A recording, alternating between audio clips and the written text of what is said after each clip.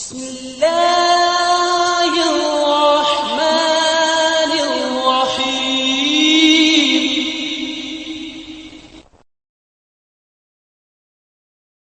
को मालूम हुआ कि मोहम्मद और उनके साथी मदीना में काफिले पर हमला करने के लिए इंतजार कर रहे हैं। जवाब में अबू सुफियान ने तुरंत एक मैसेंजर अबू जहल के पास मक्का भेजा मदद मांगने के लिए। जैसे ही मैसेंजर मक्का पहुंचा, उसने अपने कपड़े फाड़ दिए, रोते और चीखते हुए कहा कि मोहम्मद और उनके मानने वाले मदीना में उनका काफिला लूटने वाले हैं। ये उनके दौर का रिवाज था, गम या परेशानी दिखाने के लिए कपड़े फाड़ना। फिर अबू जहल, जो कुरैश कबीले का एक और रहनुमा था, तुरंत जंग की तैयारी करने लगा। इस मुकाम तक मुसलमानों का पूरी जंग लड़ने का कोई इरादा नहीं था, लेकिन अब जब अबू जहल जंग की तैयारी कर रहा था तो हालत तेजी से बिगड़ रही थी। इस सब के दरमियान अबू सुफियान, जो कुरैश काफिले का लीडर था, उसने एक चालाक हरकत की। उसने अपना रास्ता बदल लिया और मुसलमानों के हमले से बचने के लिए साहिल के करीब रहकर सफर किया। इस अक्लमंदी के साथ काफिला बिना किसी मुश्किल के मक्का पहुंच गया। अपने काफिले के महफूज होने के बाद मक्का के कुछ समझदार लीडर्स ने मशवरा दिया कि अब जंग की जरूरत नहीं रही, क्योंकि फौरी मसला हल हो चुका है। मगर अबू जहल यहाँ रुका नहीं।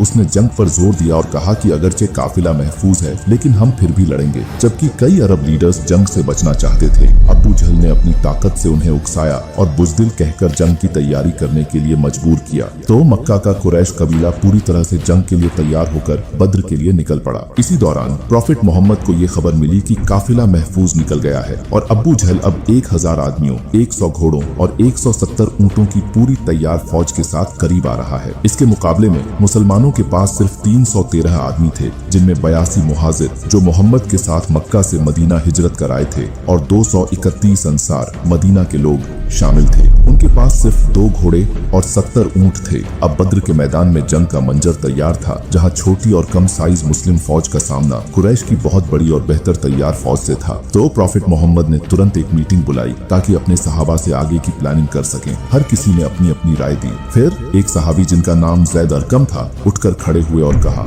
हम लड़ेंगे और हम बनी इस्राइल की तरह नहीं हैं, जिन्होंने नबी मूसा से कहा था, तुम और तुम्हारा रब जाओ और लड़ो, हम यहाँ बैठकर तमाशा देखेंगे। एक सहाबी ने मशवरा दिया कि वो करीबी कुएं तबाह कर दें ताकि मक्कन्स को पानी हासिल करने में मुश्किल हो। जैसे ही रात हुई, सब लोग सुबह की जंग का इंतजार कर रहे थे, लेकिन इस वक्त प्रॉफिट मोहम्मद ने अल्लाह से दुआ की और कहा, या अल्लाह, अगर आज ये मुसलमानों का ग्रुप हार गया तो इस दुनिया में कोई नहीं बचेगा जो तेरा नाम ले। ये दिल से की गई दुआ उस वक्त की संगीन हालात को बयान करती थी, क्योंकि इस जंग के साथ इस्लाम का वजूद दांव पर लगा हुआ था। अगली सुबह जब अबू जहल की फौज नजर आई तो वो मुसलमानों की फौज से 3 गुना ज्यादा थी।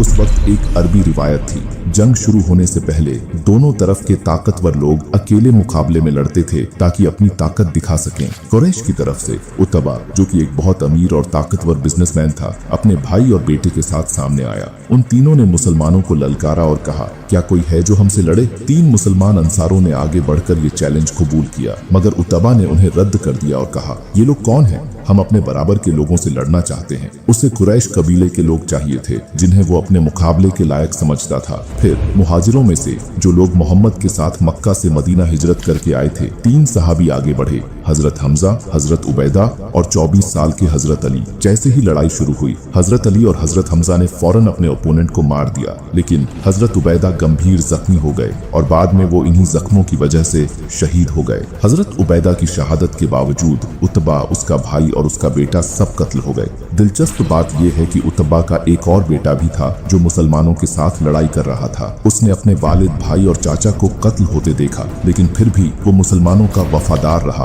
और उनका साथ नहीं छोड़ा। इसके बाद पूरी लड़ाई शुरू हुई। मुसलमान पूरी तरह से समझते थे कि उनकी तादाद बहुत कम है, इसलिए उन्होंने डिफेंसिव स्ट्रेटेजी बनाई। उन्होंने फैसला किया कि वो अपनी जगह पर ही रहेंगे और कुरैश की फौज को खुद उन तक आने देंगे, बजाय इसके कि वो आगे बढ़ें। अबू जहल अपनी बड़ी फौज पर पूरा भरोसा रखता था, इसलिए उसने पूरी ताकत से हमला किया, ये सोचकर कि छोटी मुसलमान फौज को आसानी से मिटा देंगे। मगर तकदीर को कुछ और मंजूर था। धीरे धीरे हर मुसलमान के बदले में 5 कुरैश सिपाही मारे जाने लगे। मुसलमान अपनी कम तादाद के बावजूद धीरे धीरे फायदा हासिल करने लगे। जब कुरैश के सिपाही ने देखा कि वो मुसलमानों से 3 गुना ज्यादा है, लेकिन फिर भी उन्हें उनकी जगह से हटा नहीं पा रहे, तो उनकी बेचैनी बढ़ने लगी। इसी दौरान मुसलमान अपने फाइटर्स को बदलने लगे, नए लोगों को आगे भेज रहे थे। अबू जहल ने एक बार फिर पूरी ताकत के साथ हमला करने का हुक्म दिया, लेकिन वही हुआ, कुरैश की फौज पीछे धकेल दी गई। इस बार मुसलमानों ने जवाबी हमला किया और कुरैश की फौज बदर के मैदान से पीछे हटते हुए भागने लगी।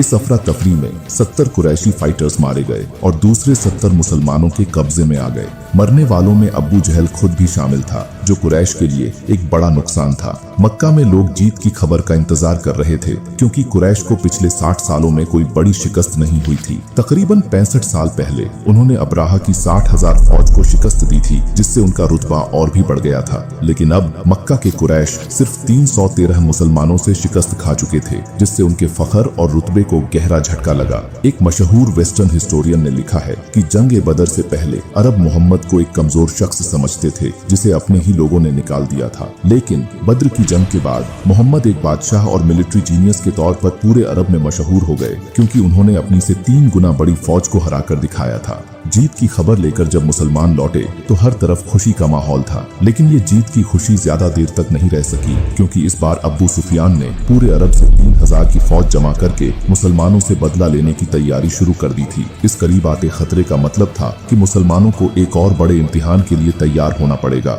Like, comment, and subscribe.